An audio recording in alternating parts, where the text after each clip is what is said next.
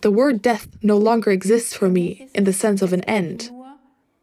For me, it is ultimately only a going ahead to the homeland.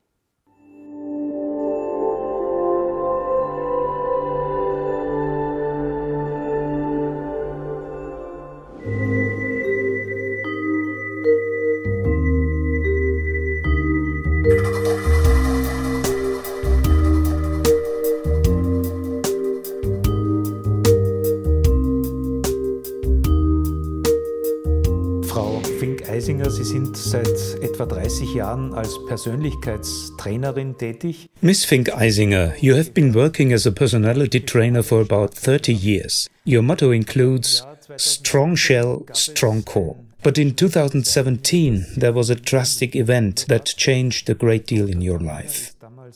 Your daughter Tamina died at that time as a result of a riding accident. For you, this was the beginning of a new path in life that changed very, very much, which I would like to talk to you about. But first, I would like to ask you to tell what happened back then in April 2017. Ja, Sie haben schon richtig gesagt, es ist ein unverhofftes Erlebnis geschehen mit unserer jüngsten Tochter. Yes, you said that right. Something unexpected happened with the younger of our two daughters. Tamina was born in 1998. She was 18 and a half years old at the time, and my other daughter said, "Tamina is having a perfect wave right now." Everything was just beautiful, wonderful. She started training in her dream job. She wanted to be a horse manager and had her own horse. She chose a wonderful stable where she could do the training. She got a little car. I mean, it was all so easy. She said, "It can't go on like this." She said that phrase a lot. On April 15th, on a Good Friday, we had contact again. That's when she said, "Mama, I really need some mommy time right now." She worked a lot, it's a demanding job, and I said to her, "Why don't you come home tonight? You don't have to work a few hours tomorrow either. Why don't you come home today?" She thought about it for a moment and said, "I'd rather not." I said yes, and I don't want to let the others down now. It's only a few hours anyway, but then I'll go straight home. Early in the morning on April 15th, my husband went out and bought everything she liked for dinner. It was always nice to know she was coming for a few days. She livened up the house a lot with her cheerful nature.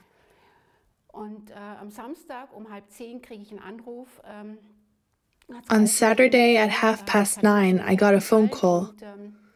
"Sylvia, Tamina has fallen off her horse and the emergency doctor is there. She's been flown by helicopter to Augsburg."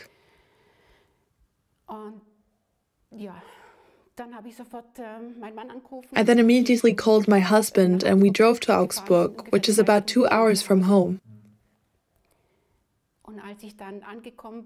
Then, when we arrived at the hospital, I got pretty belligerent because I just wanted to get to Tamina right away. But they wouldn't let me. Then I calmed down and they let me see her in the emergency room. She was lying there with her eyes closed, but she wasn't hurt. Looked like she always did. And then I said the classic phrase, "Tamina, mommy's here. Everything's going to be okay." I think any mom can understand that. The doctor then told me that she just needed to calm down and that it wasn't that bad. We're going to put her in an induced coma now to relieve the pressure in her head. At that point, you really still had hope? Yes, definitely. The doctor said it wasn't that bad.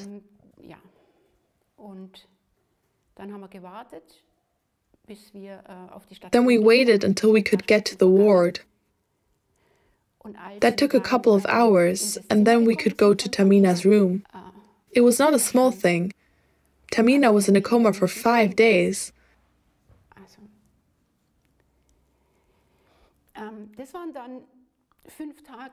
And on the 5th day, they told us that the values were stable and that they wanted to wake her up soon.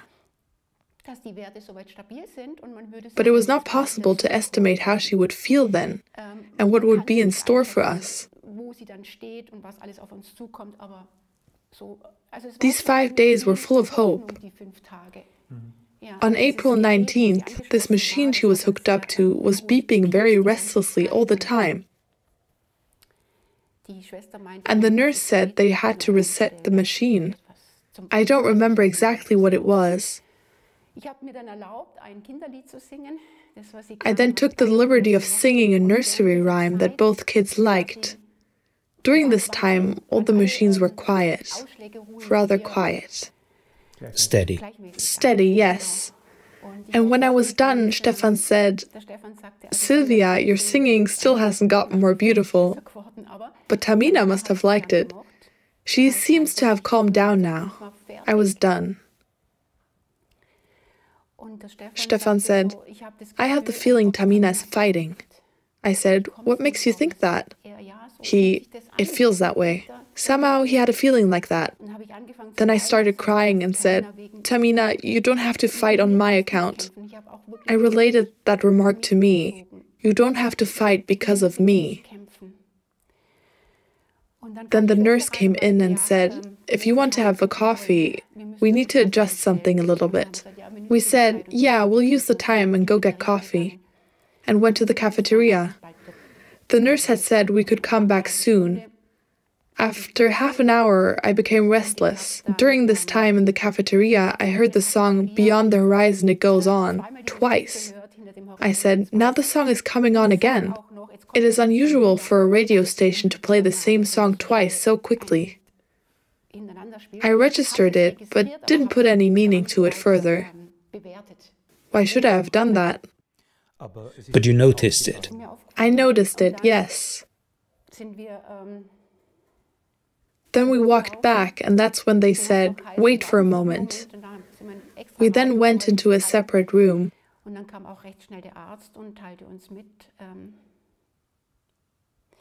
The doctor came relatively quickly and told us that the resuscitation was not successful. Tamina was dead. And that was, of course, unbelievable. She died. We had great hope. I would like to add, during these 5 days when she was in a coma, I talked to Tamina normally.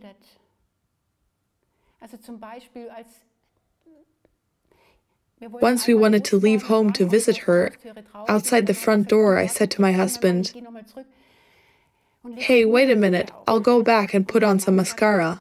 My husband said, "Sylvia, that's really not necessary now. We really have better things to do now."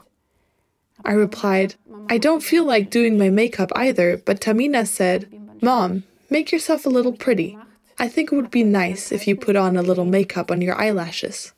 So I did that. I don't think it lasted long then because tears flowed. But for me, my behavior was quite normal. I also spoke openly about it. Tamina said that. I myself didn't find it strange at all. For me, it was normal. I heard it. I was aware of Tamina's request.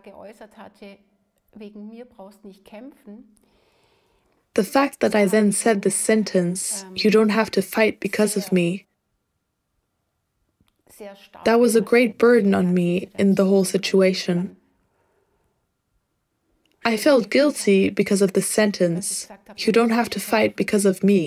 But all in all, it was a situation that came as a shock to you and your husband. How did you deal with it? I deliberately don't want to dive too deeply into this memory again now.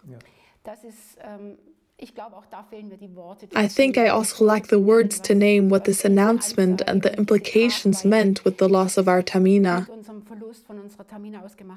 I can't describe it. But to learn of her death so suddenly and to be unprepared when we had those days in the hospital, it was too much for the whole family.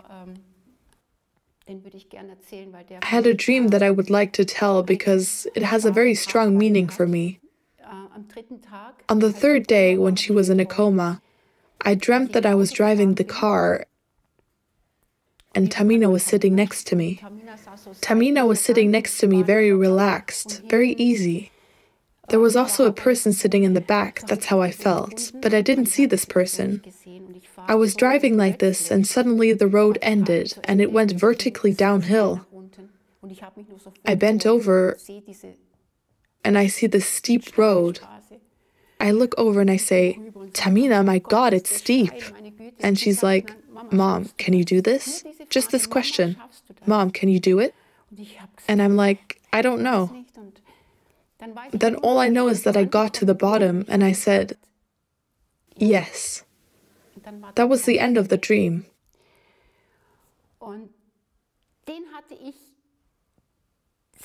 This dream was always very much present to me, without my consciously calling it up. It came up in me again and again. For me, it is not a belief, but for me it is a certainty that Tamina asked me. And I think she also made her further path a bit dependent on me, whether I would make it or not.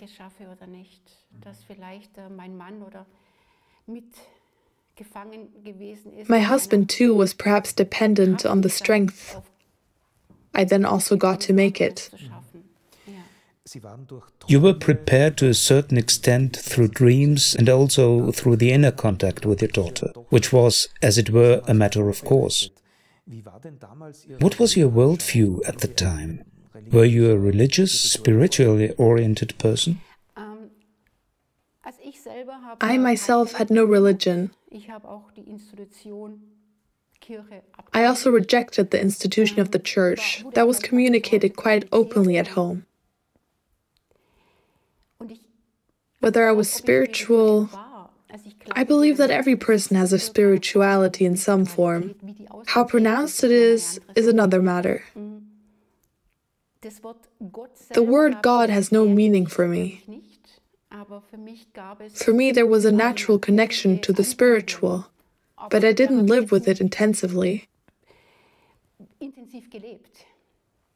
Inner voice is perhaps also a good word for it. I have always vehemently rejected the subject of death, and I did not accept clients who had to deal with loss because I simply did not experience such a thing myself. My parents and grandparents were allowed to go when they were 80. Their deaths were simply part of the cycle of life for me. I didn't want to deal with the thought that it might happen to me or to my children. I simply blocked out such thoughts. I also didn't concern myself with whether there was an afterlife. Today I would say I was also a bit haughty or arrogant, because my life was just always so good that I thought, I have so much to do with the today, why should I think about the after? I didn't even get to think about it when Tamina preceded me. I heard her so naturally from the beginning, and she was always there for me in some way. Nevertheless, I suffered a lot.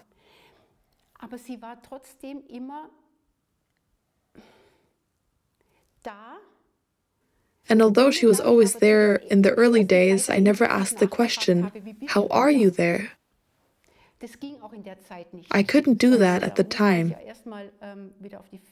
I had to get back on my feet before I was even capable of wanting to learn more.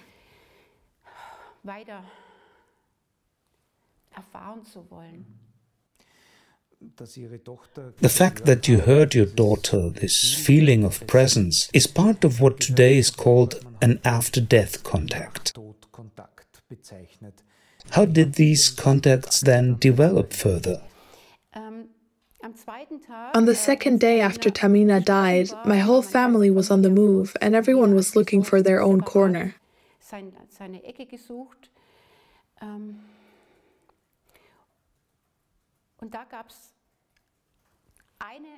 But I received a very clear message at that time. It was one message out of many, but there was this one really important one. I doubted for a very long time whether I was really hearing and receiving all this, or whether it was just a fantasy of mine or a wishful thought. I spent many months with these doubts. It weighed on me in addition to the suffering.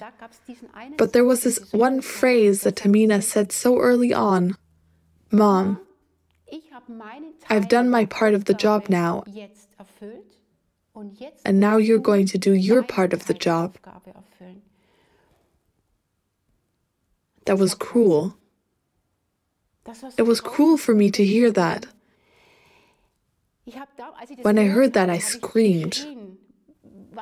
What am I hearing? As a mother, I don't want to say, my child has gone ahead so that now I can fulfill my part of the task. That seemed so unnatural to me. I would much rather have said to Tamina, come on, you continue to fulfill your task here. I didn't want her to leave so that I could still be there to fulfill my part. I think every mother can understand me. Did that seem like a goodbye to you once again? No, it was this awareness that I still have something to do. But Tamina is part of the task that I still have to fulfill, yes. And now she's gone. It was just cruel for me. I can't describe it in any other way, to hear that.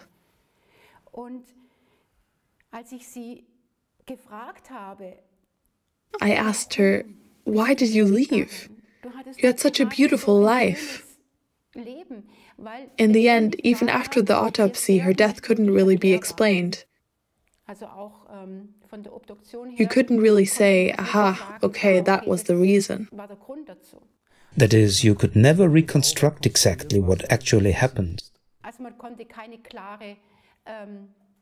There was no clear answer to this question, so the doctor gave us the news at that time. He himself was stunned.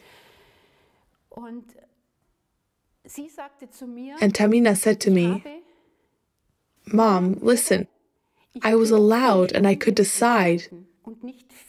Not many people can or are allowed to do that. But hearing that didn't make it any easier for me either. And I asked, why did you decide to leave when everything was so nice here? And she said, because I saw something more beautiful.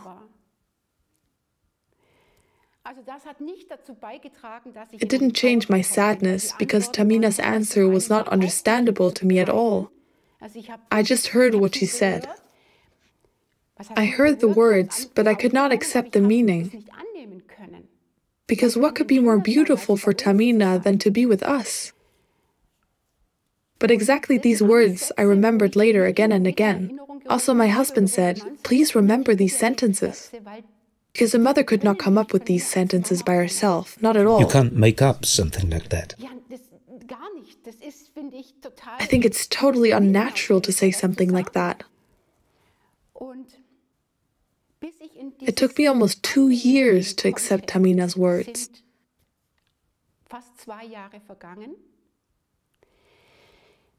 Those were 2 very painful years. At some point, I also realized that this suffering was hurting me a lot. I wanted to find out what the difference was between suffering and grief. Today, there is a difference for me. Suffering is destructive to me because I get caught up in it. Tamina said something about this later. We started going on pilgrimage very early. I couldn't be indoors anymore. I just wanted to be out in nature. So we walked many, many miles. We stopped working. And there one night, we were walking in the Schwarzwald. She said to me, you know, Mom, you're not grieving for me. You're just grieving for your ego. And I remember saying, now stop. This is too much. In which life situations did these contacts occur? Were you in a special meditation or in a special state of rest? Or did these contacts develop out of the blue, so to speak? Yes, the latter. When I meditated or tried to meditate, I could never hear anything. I was too restless inside, making many requests and asking many questions. I always wanted answers to understand the big picture, even though I had received answers from Tamina. But they were not sufficient for me, and I just couldn't accept them. I heard Tamina's voice when I was distracted, cooking, walking, ironing. It always came out of the blue. Then when I started begging in the sense of, please, I need a miracle now, I wanted to rush from one miracle to another, I'd hear, no. You always want the next one before you've used for yourself what you've already gotten. When I consciously pushed to hear or experience something, I usually didn't get it. Tamina also once said a line, if you don't demand to be with me, you'll even be able to see me in a puddle. Since then, I still look at puddles with some excitement. I'm not done with the whole process yet. I can't do this yet, just trust absolutely. I've come a long way, but I keep catching myself wanting more. Maybe today it'll succeed. This hearing of a special inner voice, was this something that was familiar to you? Did you also hear voices before this event? No, as I said before, for me it is normal that the inner voice, intuition and instinct are inherently within a person. Having inner dialogues is not alien to me, but it was never something I consciously strived for.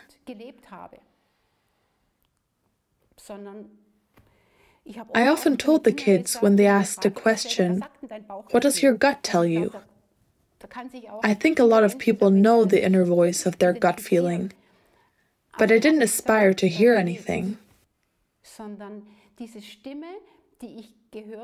This voice that I heard, which I still hear today, but nowhere near as intensely as I did in the first 4 years, is less resonant. Although it is still clearly audible, it's difficult to describe, so I hear it quite clearly. Definitely as your daughter's voice. Yes, although today I see it not really as the voice of our Tamina. I have become aware of a truth. A higher being exists. The voice has also said this to me again and again. I am existent. I am existent. It said it very vehemently, again and again I heard it. I am existent. I see it today like this. The higher being is always there. But as a human being here, I am ultimately only a kind of illusion that has been created for a time to follow a game plan. That is what I have been told. And that plan can be cruel at times. In the past, I always consciously addressed the voice I heard as Tamina. That has only changed now since I wrote the book. Because now I can say for myself, it is a higher self. I once asked Tamina, as I used to call her, how it could be that we communicated with each other. Because I also asked others in my family, do you hear her? I also asked my friends, and they all answered me, no. Sometimes I've heard the statement that someone feels like they can sense her for a moment. I have heard that more than once, but I have not experienced that sensing myself. The answer to my question about why we can communicate was, because my higher being is on the same frequency as your higher being. This makes a connection possible. I must confess, however, that this explanation didn't really help me at that time, because I was too far away from understanding these connections. Today it has become quite natural for me. But your perceptions were so intense and clear that you remembered it at all and can interpret it differently today. Yes, I also wrote down a lot of what I heard. And if I didn't want to write it down myself, my husband told me to. From the very beginning, I also had a lot of scratch paper or pads with me on the many hikes and tried to write down a lot. Many sentences that I heard, including this, "I am existent." That had a great impact on me. Another sentence that gave me a lot of strength was, "Mama, detach yourself from my human form. I am." And then when I ask, "Yes, where are you?" the answer I get is always, "Everywhere." I hear it, perceive it. Today I understand it, always and everywhere. But at that time, those statements didn't help me. We were in Vorarlberg on a hike, and there I asked her again for a touch. I asked, "Can you touch me somehow? Is that possible?" I sat down on the meadow and was completely in this thought. I want to experience a miracle. My husband was reading in a newspaper during this, and then suddenly in front of me, I closed my eyes and now opened them because I felt something on my nose. My husband had already got up because he was afraid. In front of me was a dog that had its nose to my nose. Then we just heard a whistle and the dog ran away. My husband looks at me and says, "What was that?" And I was crying with joy. I mean, you can interpret that any way you want, of course. But when you've wanted so much to be touched, and just then you experience something like that. That is also something very typical for after-death contacts, these so-called coincidences. Yes, but for me there is no such thing as a coincidence, and therefore no such thing as a random accident. That does not exist for me. I am completely aware of that today. My existence is not about whether I now eat spaghetti or lasagna in the evening. That is not the issue. But the fundamental events are all predetermined for me by my own higher being. You mentioned a book that you wrote. It's called Mama, Let's Conquer the World. How did it come about?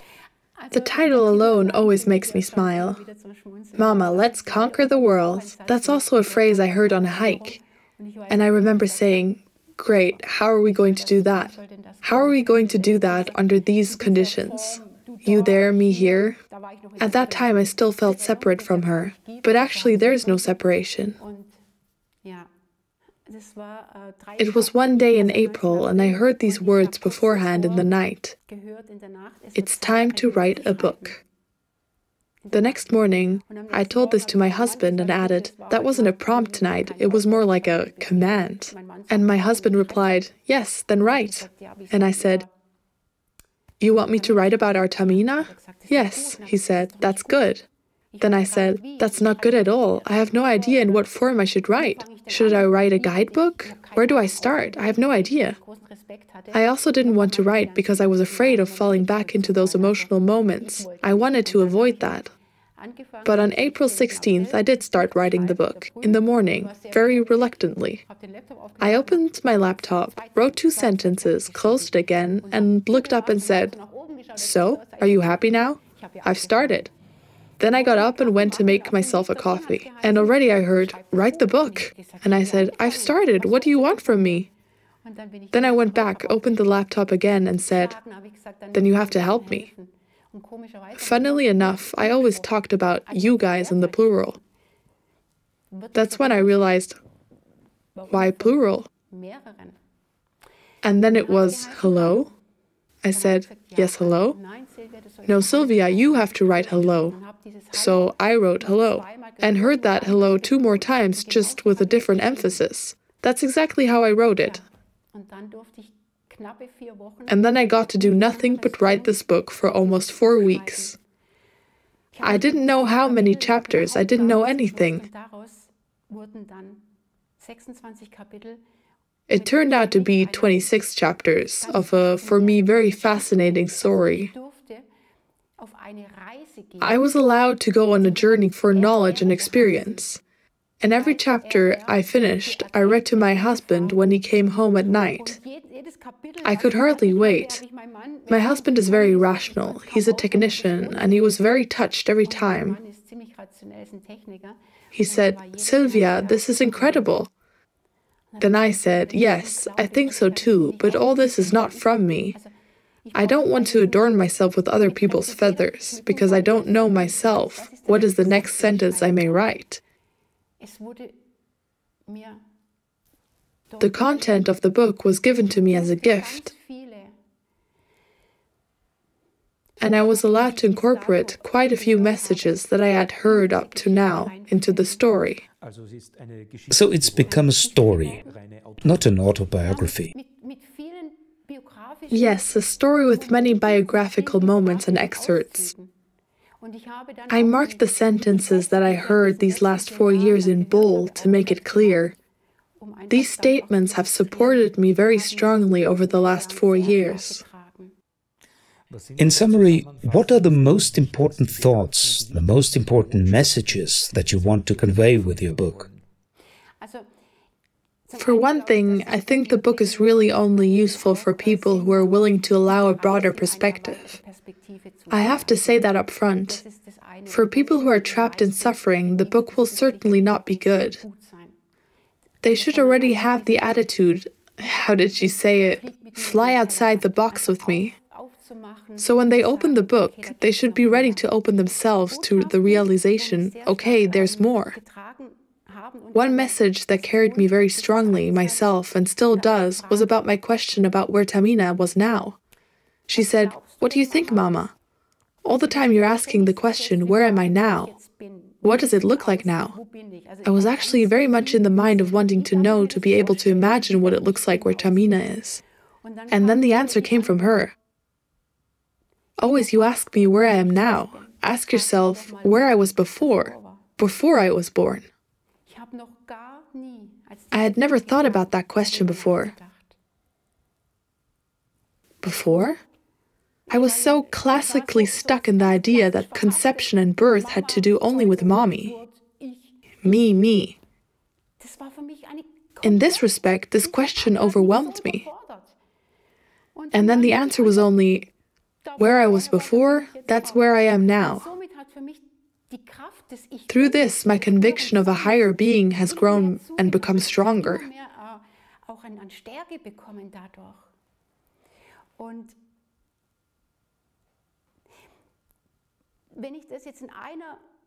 If I were now to summarize and convey a central message, what the book means to me, I would say, the word death no longer exists for me in the sense of an end. For me, it is ultimately only a going ahead to the homeland. I've said that now, haven't I? I'm just now realizing it once again. Yes, that's exactly how it is for me. It is simply going back or going ahead to the homeland. You have suffered a terrible loss. Can you see a deeper meaning in it today as well? I would say I had to have this experience. I had to experience all this. Despite this perspective, that the experience is simply part of my experience, that still remains a hard statement, of course. But I also want to express this. The great fear that I had before has become much smaller. Because I had never dealt with the subject of death. The worst idea for me was that one of my children could no longer be there.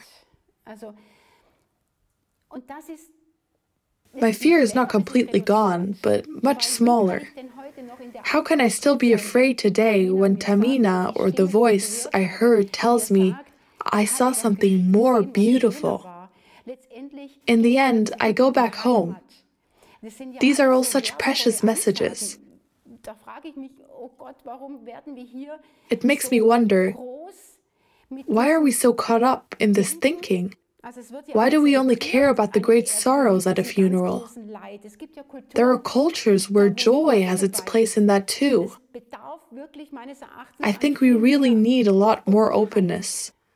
I know it's a taboo to talk openly about death, but the topic connects us all. A beautiful phrase from Tamina was also, "You gave me birth, you clothed me, and you will see me off." With that, she challenged me to take care of her own farewell.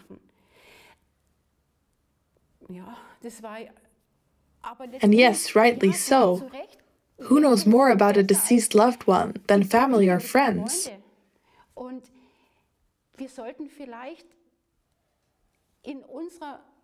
Maybe in our society we should be a little more willing to deal with goodbye. Not that it's something that's constantly thought about, but we should just let that awareness that our lives are finite in this form, in matter, flow more naturally. I think that's what's missing. For me, that's also the reason why I'm sitting here today. I think that's part of the task that Tamina was talking about. Because she said when she was here as Tamina, "Mom, I love listening to you talk." I used to do talks and seminars. She was there a lot. And then I said, "Girl, you've heard this before." She would say, "Mom, I love listening to you." And I think that's what she meant, that I go out and talk about our experiences. Earlier, we talked about whether I've ever thought about life, death, and so on. No, I haven't. But I was asked to think about it, and only about this telepathy.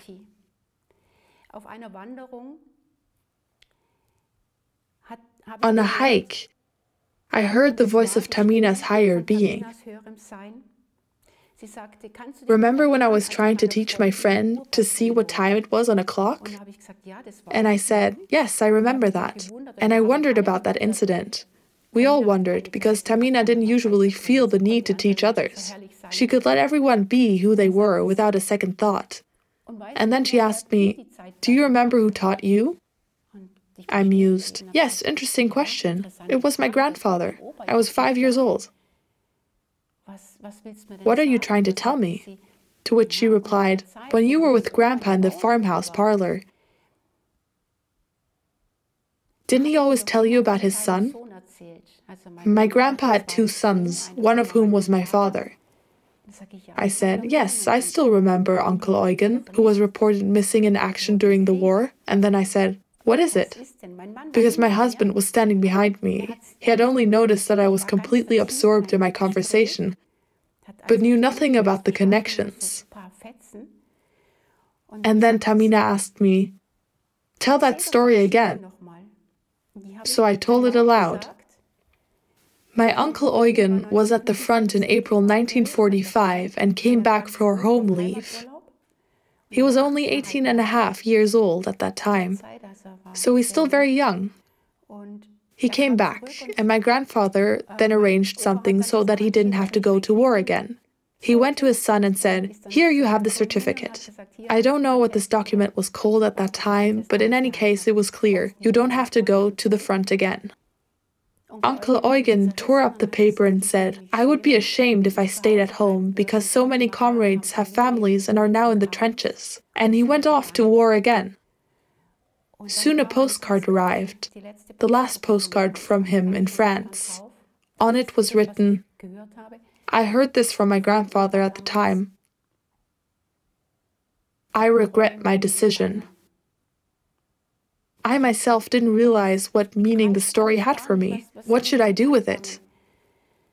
Then Tamina said, "Remember, Mom, when I said I can and I am allowed to decide this time?" "Yes," I said. "And what does that have to do with Eugen?"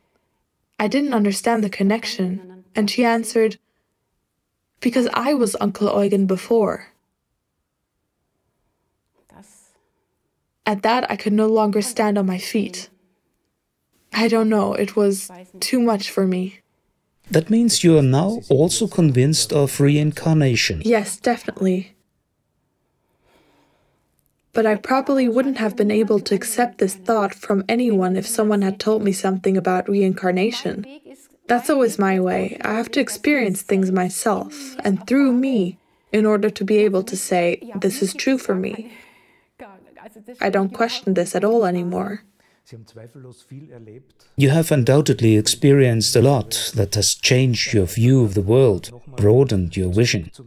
But back to my question, you have suffered a terrible loss. Do you see a deeper meaning in that too? For this, I would like to quote Leo Tolstoy, who said, "Know the seed of your sorrow, otherwise your sorrow will remain very painful." And with this, I would like to answer your question.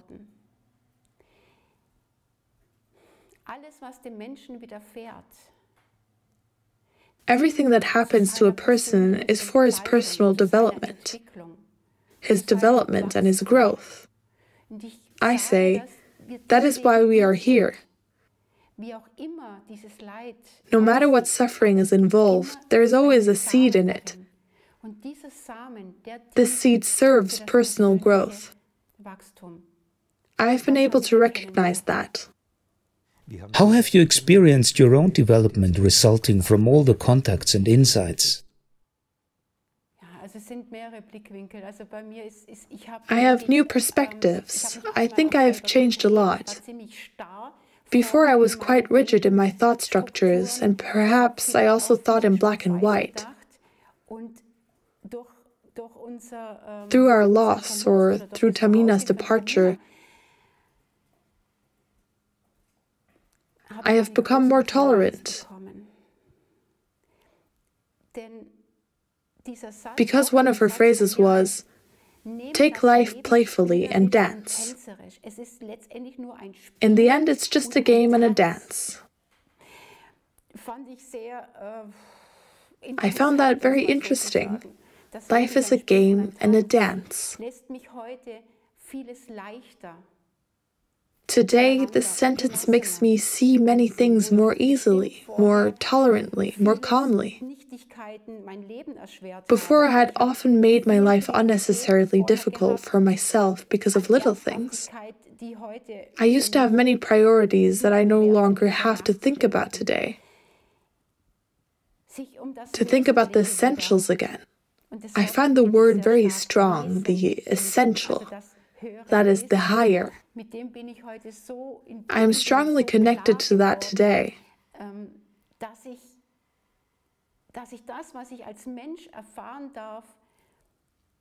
It has become clear to me that I can also see what I experience as a human being with a smile. That I take the liberty of saying this, simply no longer have to take everything so seriously. By the way, I also had this written on her tombstone. Tamina, you taught us not to take life so seriously. I think that's a very big lesson I had to learn. You yourself have experienced a very comprehensive change of perspective. Do you think that such a change would also be important for our whole society? Yes, that is also my ambition. That's what drives me. I'm convinced of it. And I'm not the only one who experiences this in the form of messages. There are so many stories where people experience their perception and their sensations. But we live in a society where this is really put in a taboo box. I myself thought for a long time that I had fantasies, pipe dreams. That can't be it. I have perhaps also been a bit shy, that others think I am crazy. And we should definitely change that into naturalness. Our children should come and go with this coming and going, just as I have heard coming and going. Both sides are beautiful. After all, we came to leave. This is something that we all know, but we behave very unnaturally and want to reject it. I think we should be allowed to speak freely and uninhibitedly, no matter what a person perceives from his previous lives, without being judged because of it. Because every person who experiences this, it gives them a lot of strength. It is a source of strength. It gives hope. And how can we, when a person feels hope and strength, evaluate that with negativity? That is a complete mystery to me. If we were to communicate with each other more in this way, then perhaps dying would not be so tainted with this great tragedy. That is what I feel today.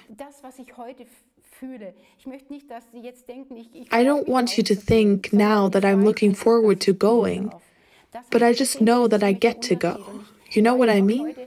That's a difference for me. And I also know today this can happen any time. And I don't want to say someday anymore. But if I want to experience something, then do it now, because someday may not exist. Do you still feel a relationship with Tamina today? To her higher being, yes. We also talk, but not so often anymore. Because something has come along.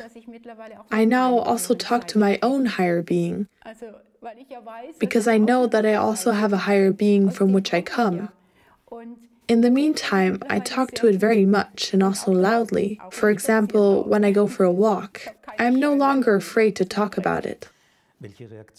What reactions did you get after you published your book? Were they exclusively benevolent? Or were there also those who said, now she's completely taken off? The reactions were mostly great gratitude. Many people write to me and thank me for the fact that they now no longer doubt what they themselves have experienced. I think that's what I was able to convey, and that's what I want to do. And yes, of course, there are comments that are not so nice. My husband was more annoyed by the not so nice ones, while I always said, look, it's like a piece of paper. Are you looking at a point on the piece of paper, or are you looking at the whole piece of paper? And I chose the whole sheet of paper rather than the one dot. There are always people who are more negative about something, but that's not important to me anymore. What is important is that I only talk about what I experience myself. That is very important to me. And I can and want to carry only the truth outward, which I carry in me, which comes only from me. I was once in Asia for a few weeks to get involved in this whole discussion, which very quickly turned out to be very difficult, because I was only alone with myself and what I heard. I missed my husband a lot. It was then that I realized how important the exchange with another person was for my healing. In the end, we always need a person who accepts us as we are. At that time, I went to a Buddhist monk who already told me about rebirth in all naturalness, with a smile on his face.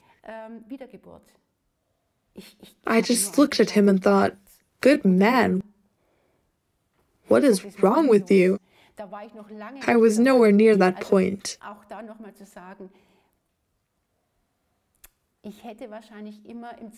I probably would have always doubted if I had only experienced and heard this from the outside. How do you face death today? Different than in 2017? Completely different. Sylvia has turned around. Death is no longer a horror scenario for me.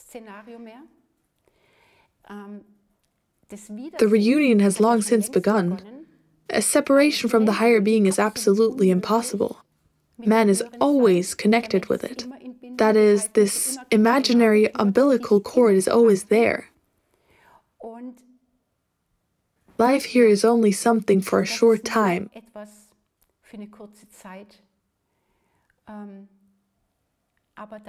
But the higher consciousness, that has always been there and will always be there.